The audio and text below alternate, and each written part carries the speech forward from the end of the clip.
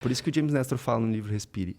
Ele chamou o livro de Respire, a nova ciência de uma arte perdida. Porque isso já era sabido lá atrás. Ele conta, e inclusive ele usa até o Patrick como referência várias vezes, né? O Patrick tem nesse livro aqui, ele cita o James Catlin. Ele visitou muitas tribos indígenas, né? E ele, se ele perguntasse para os xamãs qual que era o segredo da saúde, era respirar pelo nariz. Esse era o segredo da saúde, segundo os xamãs nas tribos antigas. Eles sabiam que se você respirasse pela boca, você estaria uma porta de entrada para todas as doenças. Interessante, né?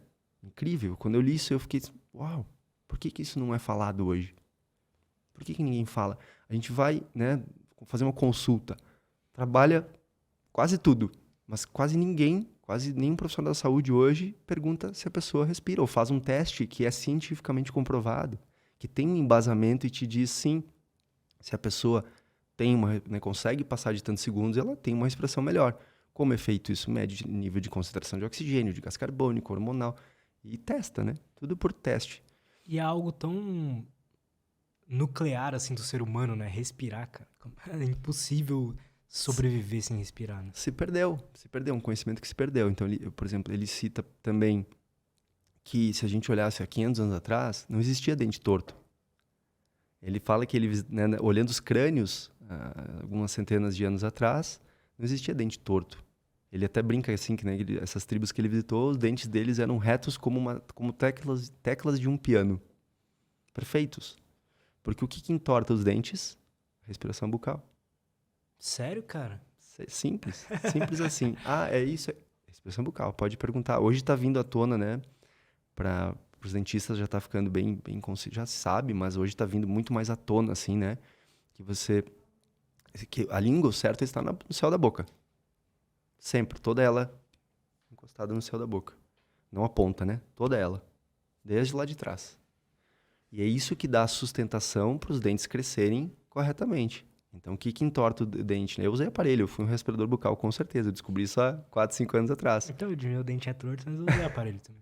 Eu usei aparelho, então eu era, com certeza, sempre fui um respirador bucal porque tinha dente bem torto. Então, o que acontece? Se a língua não está no céu da boca, não tem a sustentação porque os dentes nasçam, né, de forma alinhadas. Nasçam alinhados. Então, mas vai muito além disso. A língua, ela é um leme de estabilização do corpo. Ela está ligada até o dedão do pé, pela fáscia. A língua é muito mais importante do que a gente imagina. Muito, muito, muito mais. Ela que dá ela que deveria dar a sustentação para nossa cabeça reta. Então, hoje a gente olha que tá todo mundo, né? Por causa do celular, tá todo mundo assim, né? Um dos motivos também é a respiração bucal, porque a língua no céu da boca é que dá essa sustentação. Então, se a gente não tá com a língua no céu da boca, o que acontece geralmente, né? Vem bruxismo, aperta aqui. Então, vai muito além, realmente. Falar de respiração, por isso que eu digo, ela é multidimensional, né? Isso é bem... Todos os estudos científicos que têm, assim, um bom embasamento, que são bem feitinhos, né?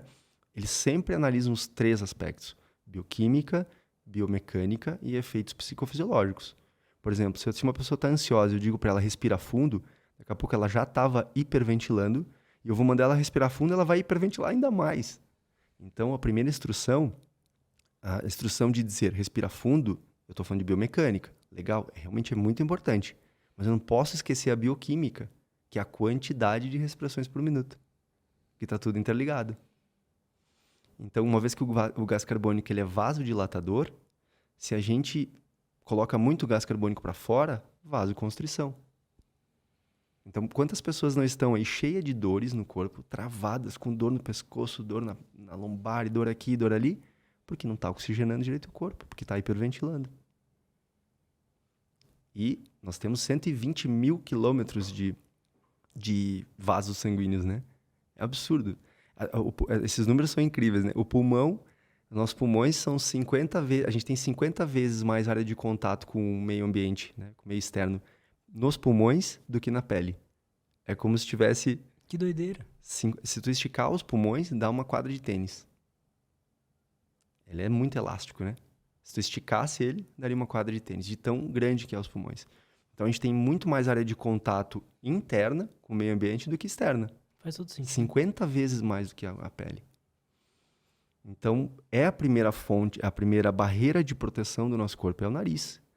ele tem 30 funções respiratórias. 30. Como assim, funções respiratórias? Isso é bem legal. Esse é um assunto que eu gosto muito de falar. 30 funções respiratórias. Então, as narinas vão aquecer o ar para que ele chegue a 37 graus no pulmão. Se eu faço isso, eu estou fazendo o quê? Levando o ar gelado para o meu pulmão. Esse é o causador de asma. A asma é causada pela respiração bucal, basicamente. Ah, mas tem genética. Bom, aí eu já gosto muito do Bruce Lipton, né? Epigenética. Ele explica que, na verdade, é o ambiente que molda a célula e não o núcleo. A gente pode falar um pouquinho depois disso. Deixa eu concluir essa questão da narina. Quando a gente respira rápido e pela boca, a gente está levando ar gelado para o pulmão. E isso vai desencadear asma. Rinite, sinusite, porque eu estou inflamando o meu pulmão. Se não passou pela barreira mecânica, química que tem nas narinas. Uma vez que inflamou o pulmão, não existe separação do pulmão até a narina. Se inflama o pulmão, vai congestionar a narina. Vai inflamar a narina. Então, o que está acontecendo? Dessas 30 funções, então, aquece o ar, umidifica, remove bactérias e vírus, e não é só mecânico, não é só os pelinhos. Tem o óxido nítrico, que é uma molécula muito importante, uma das, assim, é considerada tipo a molécula da saúde. Em 92, os cientistas que descobriram ganharam o prêmio Nobel, porque ela é uma molécula sinalizadora, ela tem muitas funções, muitas, né? Então, o óxido nítrico só é produzido, assim, nos seios paranasais. Se respirou pela boca, perdeu o óxido nítrico. E ele tem muitas funções. Ele é vasodilatador, então ele começa a dilatar as vias aéreas, né, superiores, e melhora também a perfusão, a troca gasosa nos alvéolos pulmonares. Então, uma vez que eu faço isso, eu estou ignorando 30 funções respiratórias. Agora me pede quantas tem a boca. Quantas? 0. 0 funções respiratórias. Então ela não foi feita de jeito nenhum para respirar em nenhum momento? Em nenhum momento. Nem numa situação de luta ou fuga ali? Daí é o seguinte, né? Aquela história. Até, por exemplo... Quando você tá treinando lá, você tá quase morrendo, tem que vir mais ar. Aí é que vem essa questão. Se tem 30 funções aqui e aqui não tem nenhuma, toda vez que você inspira pela boca, você está se prejudicando. A sua química está sendo totalmente alterada. Como a saliva prepara o alimento para chegar no estômago, a narina prepara o ar para chegar no pulmão. Não é muito difícil de entender, no fundo, né? A gente aqui ignora. A gente só vê 30% do nariz, 70% está embutido na face. Nosso nariz é enorme. Então, tem muitas funções. E olha que interessante, porque daí... Por que a gente fala sempre em efeitos psicofisiológicos? Porque quando a gente fala dessas 30 funções, tem funções do óxido nítrico, que é vasodilatador, de aquecer o ar, umidificar o ar, mas também tem funções cognitivas, de equilíbrio entre hemisfério direito e esquerdo do cérebro. Por exemplo, quando a gente inspira, a gente percebe mais as coisas do ambiente. Quando a gente expira, outras funções acontecem. É muita coisa para a gente abordar. Mas, resumindo, se você respira pela boca, literalmente vai te deixar mais burro. Isso já é bem documentado cientificamente. Só não é muito falado, mas já é bem documentado. Que doideira, cara. É incrível, cara. Quando eu comecei a estudar, eu fiquei cada dia mais curioso, e eu fiz muitos cursos, né, sobre respiração. Mas o que eu gosto mais do método da Oxygen, que até eu fiz uma parceria com o Patrick, me tornei Master Instrutor aqui, então eu treino novos instrutores no Brasil. Porque eu realmente me apaixonei pela fisiologia. Eu vim da engenharia, né? Estudei engenharia eletrônica. Então, para mim, entender o corpo humano, pelo meu lado... Entender a máquina. É uma máquina incrível. Nosso corpo é incrível. E aí, a gente olha, poxa, mas por que a gente tem um nariz e tem uma boca? Não, mas por que a gente pode respirar pela boca? Bom, eu digo que nada mais justo que a gente tenha uma segunda opção, porque quanto tempo tu fica sem comer? Quantos dias fica sem água? Sei lá, sem comer talvez tu fica 30 dias antes de entrar num processo, talvez não sobreviver, né? 5 dias sem água, 4, 5 dias sem sono também, né? Tudo tem bastante tempo para resolver. Se tu ficar sem ar, 5 minutos, as células começam a morrer. Então é justo que a gente tenha uma segunda opção, né? Total. Mas ela não é eficiente, ela não é saudável. Mas será que... Desculpa te interromper. Imagina. Talvez... Me corrige, tá? Se eu estiver errado, só tô viajando aqui. O problema da respiração pela boca não é pelo momento que a pessoa tá. Então, por exemplo, respirar pela boca em 99% das vezes não vai ser bom. Mas, sei lá, se um leão tá correndo atrás de você, claro. Tanto faz, né? Claro. No sentido de que... Com certeza. Às vezes você vai precisar de quantidade, talvez, não sei. Sim, em vez de qualidade. Com certeza. É por isso que vamos tentar imitar a expressão de um susto. Total. Porque daí tu enche rápido pela boca, passa 50% mais ar do que pelo nariz. Então, tu vai encher na metade do tempo. Tu vai fazer... E correr. E aí, como eu costumo dizer assim, se tu engolir uma bactéria, dane-se. Se o leão te comer, a bactéria vai pro leão, né? Então, o corpo nessa hora ele não tá preocupado com a bactéria. Parecido com o mecanismo do estresse, né? Assim, de estresse 99% do tempo não é bom. Mas em momentos específicos é super necessário. Aí a gente pode falar um pouquinho de hormese depois. A gente pode Ótimo. lembrar de falar de hormese, porque, na verdade, a gente precisa do estresse. O estresse não... A gente confunde, né? Estresse de longa duração. É ruim. O de curta, de período curto, que é a hormese, não é só importante, ele é fundamental para nossa saúde. Sem isso, a gente ficaria doente, com certeza, né? Então, a boca não serve para respirar. Ela serve para se expressar, porque, queira ou não, quando eu estou falando, eu estou fazendo uma expiração. Qual é a diferença? Sai o ar, quando eu contrair a garganta, saiu voz, né? Som. Mas, na verdade, é uma expiração. Então, quando a gente está falando... É a vibração do ar, né? Que sai do ar, isso. O som. Sim, o som só consegue viajar através do ar, né? No vácuo não tem som. A única coisa que viaja no vácuo é a luz. O som não consegue ser transportado no vácuo. Então, na verdade, quando a gente fala muito, por exemplo, agora a gente está aqui, né? Falando, uma das coisas que tem que se atentar é isso. Tomar bastante água, porque pela boca a gente vai expelir 50% mais água do que se eu estivesse expirando pelo nariz. Então, eu vou me desidratar na metade do tempo quando eu estou expirando pela boca.